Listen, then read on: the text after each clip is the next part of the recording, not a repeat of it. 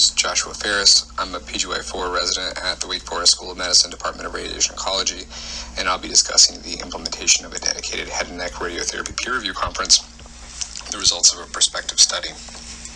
The American College of Radiology recommends that all radiation oncology departments perform routine peer review of treatment plans prior to delivery. Head and neck radiation plans are characterized by extremely complex radiation dose distributions and are based entirely on target and organ at risk structures delineated by the radiation oncologist.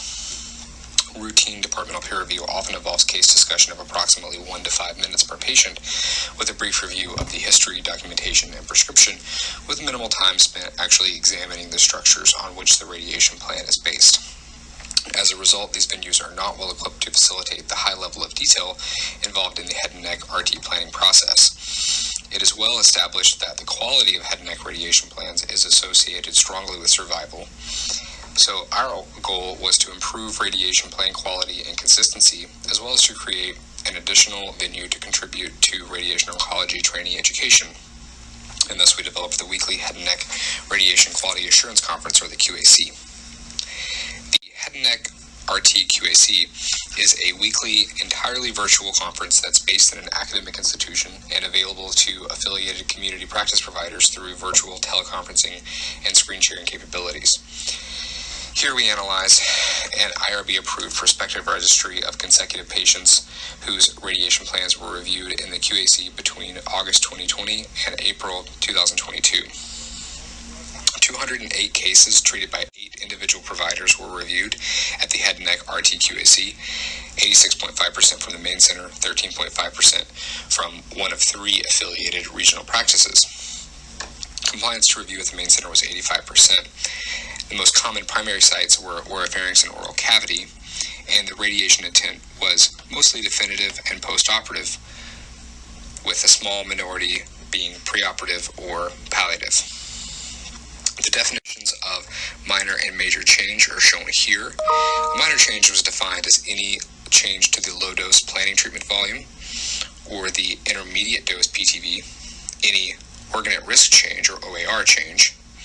A major change was defined as a modification to any one of the GTV or the gross tumor volume of the primary or the node, or the high-dose PTV or the prescription or fractionation. A recommendation for a major change was made in 14.4% of cases, and a minor change recommendation was made in 17.3% of cases.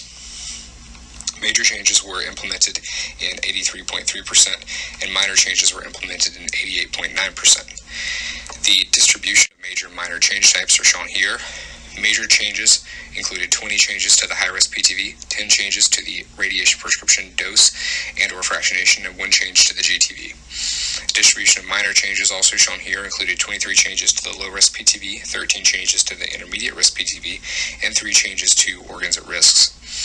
The utility of the Head and Neck RT QAC was briefly assessed using a single measure of satisfaction scored on a Likert scale at the end of the study period. Degree of agreement with the statement that the weekly Head and Neck RT QAC was helpful when delineating head and neck treatment volumes was collected, and 9 of 11 participants strongly agreed, and 2 agreed. The mean participant response score was 4.8. In conclusion, we found that the implementation of a dedicated head and neck RT QAC results in excellent rates of compliance and significant proportions of major and or minor changes with a high degree of implementation. Further investigation is needed for the process and methodologies to facilitate in-depth RT peer reviewed.